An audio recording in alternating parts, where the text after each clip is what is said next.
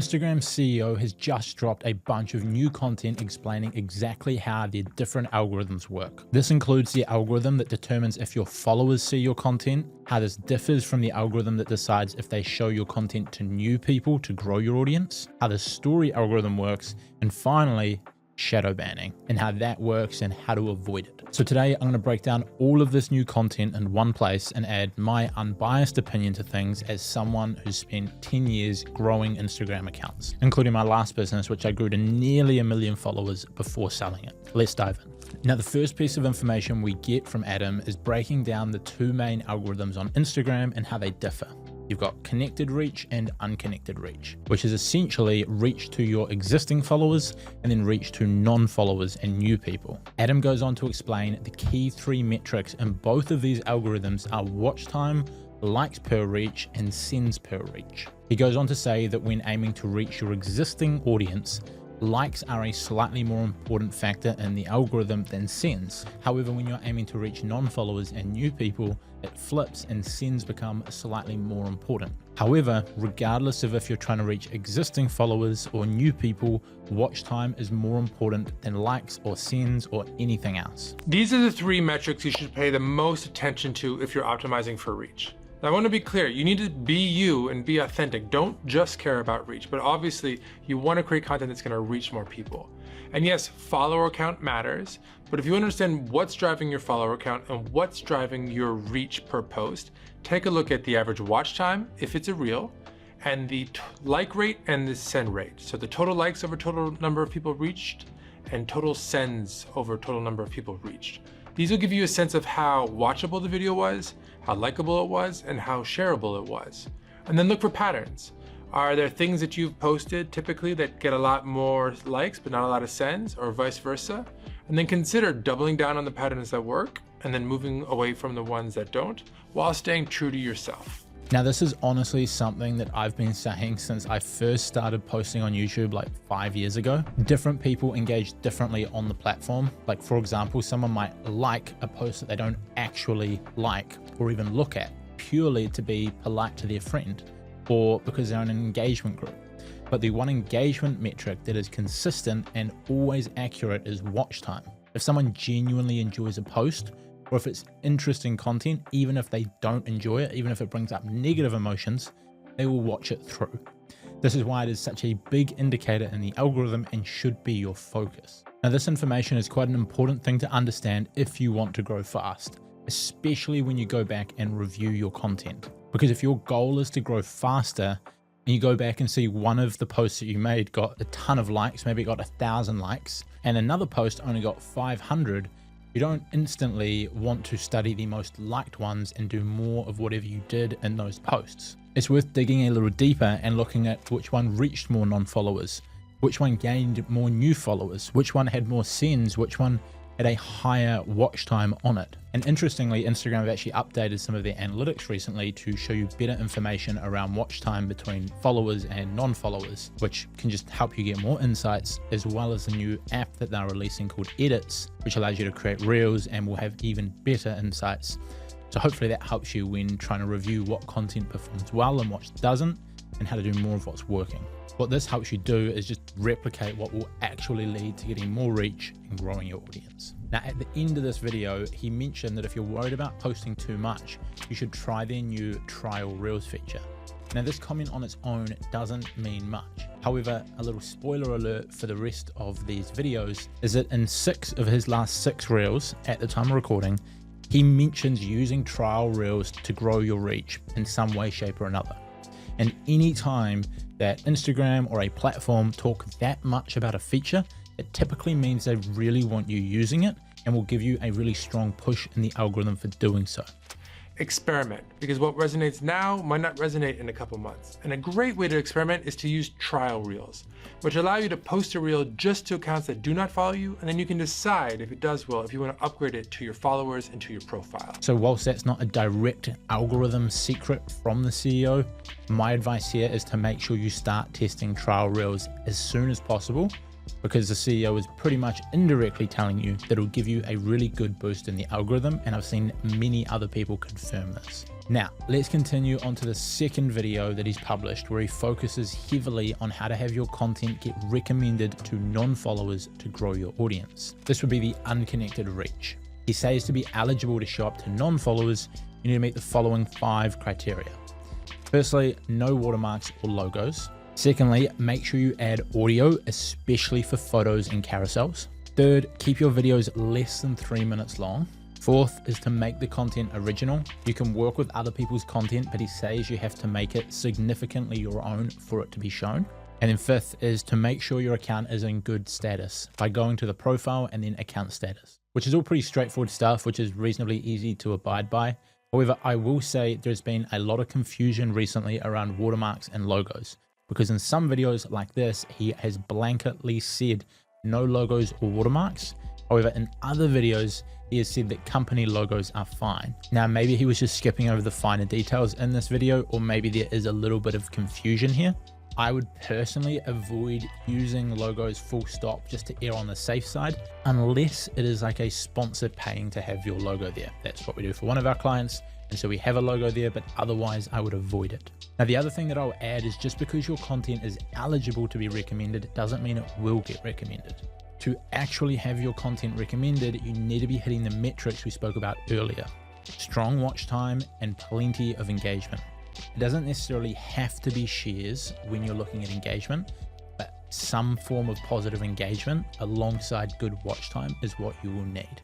Now, what this typically requires is for you to have an interesting idea for your content, a good hook, a well-structured video or carousel that maintains the viewer's attention, and a relatively abrupt ending so that you don't lose your viewers before the end of the video out of boredom, which then lowers your watch time.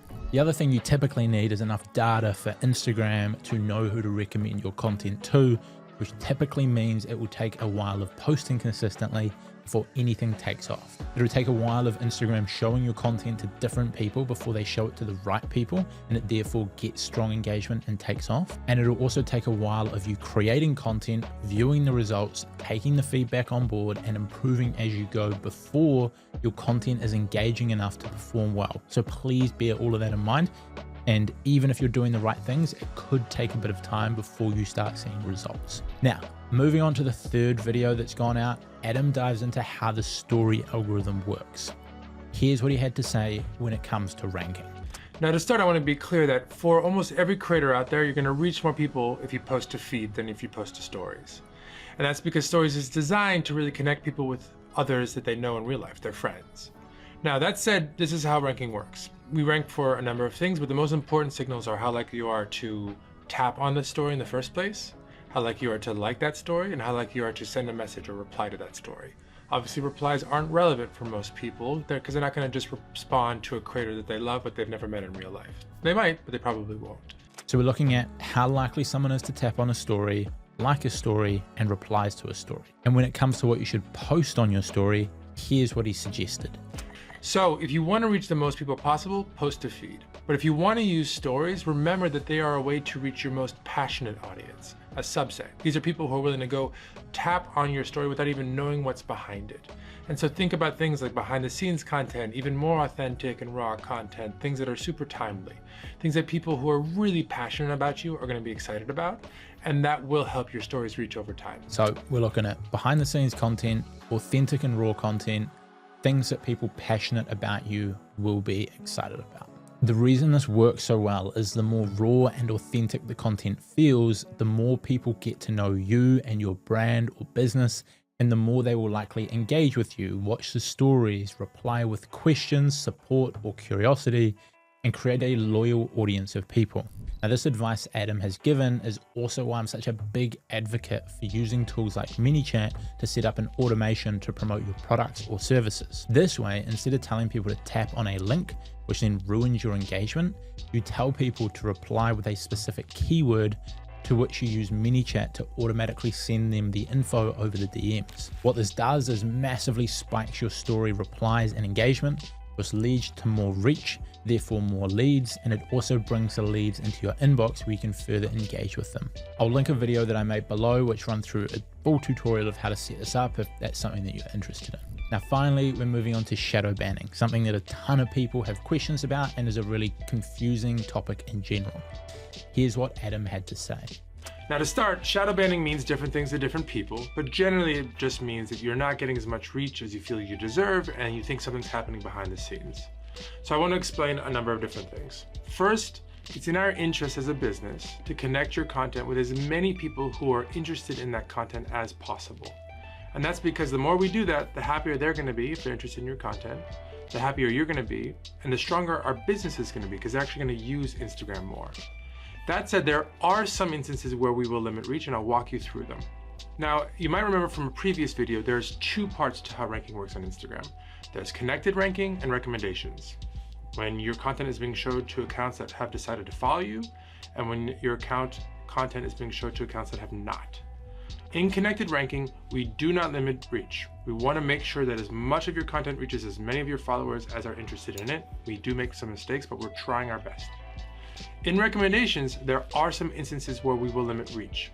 And that's because when we're showing a piece of content to someone from an account that they did not decide to follow, we bear more responsibility. And so there are instances. Now, if you think your account might not be recommendable, then you can always go to profile settings and to account status, and you can see your account status, and you can see if you're being recommended to non-followers. And if there's an issue, you can address it in line. Now, if you do that and your account is in good standing and you still feel like reach isn't where it should be, a couple things to consider. One, check out your insights. Look at things like your send rate and your like rate and your watch rate, and try to make sure you double down on what's working and you move away from what's not.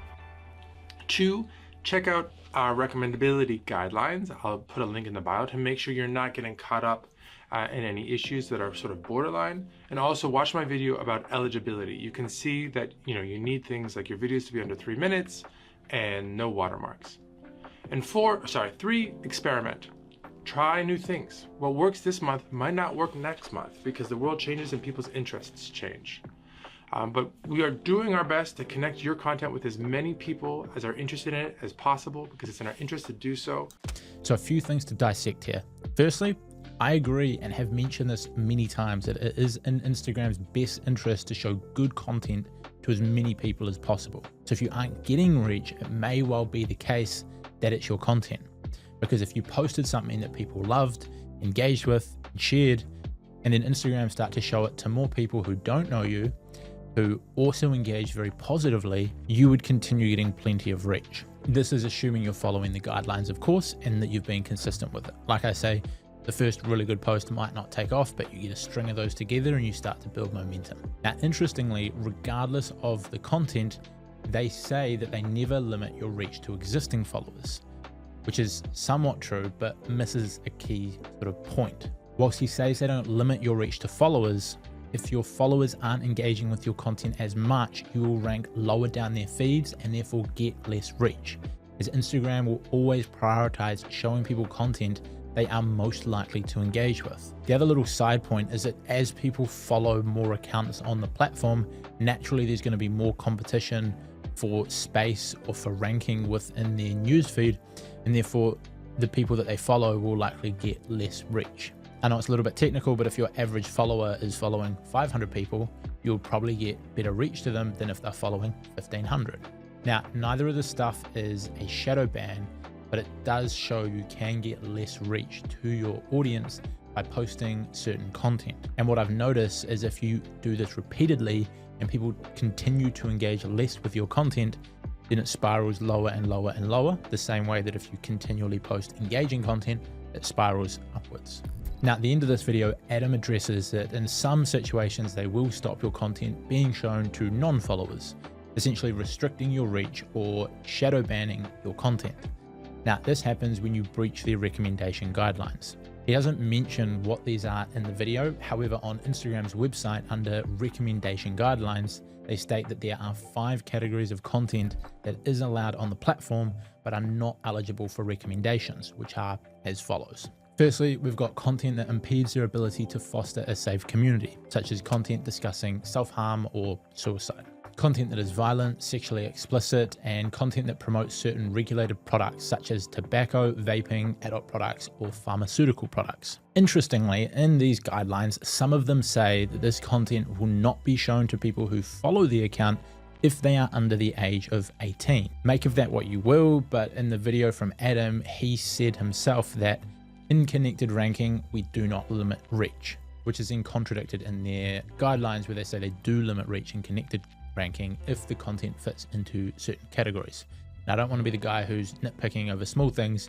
This is why I make these videos, to add context that is often missing or not mentioned in these short videos. Now, anyway, onto the second category of content that is not eligible for recommendations is sensitive or low quality content about health or finance, such as cosmetic procedures, exaggerated health claims like miracle cures, content attempting to sell products or services based on health-related claims, including supplements to help a person lose weight, and then content that promotes misleading or deceptive business models such as payday loans or risk-free investments.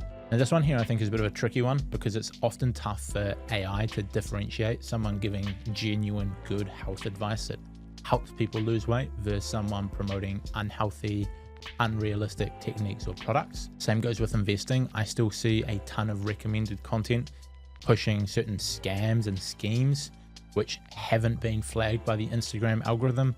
But like I say, I do understand it's hard for Meta to pick this out without also removing the good stuff. Maybe in future they'll be able to add the ability for people to upload some sort of qualification or license to prove that they are able to share this advice and have the right certificates. But for the time being, I guess it relies on their intelligence. Now, then there are a few other categories below, which include clickbait, giveaways, misinformation, and misleading claims, which are all pretty obvious ones, so we won't dive into them on this video. I might save that for another day where I'll make a full dedicated video on it for those who are interested in the technical side of things, or you can just go and read the guidelines for yourself. Now, hopefully this all helps you better understand how Instagram's algorithms work and how you can make the most of it. If you want to watch some more content from me, I'll let YouTube pick a video to put on the screen and recommend to you for now. Otherwise, I've got a full Instagram course linked in the description, and I'll see you guys in the next one.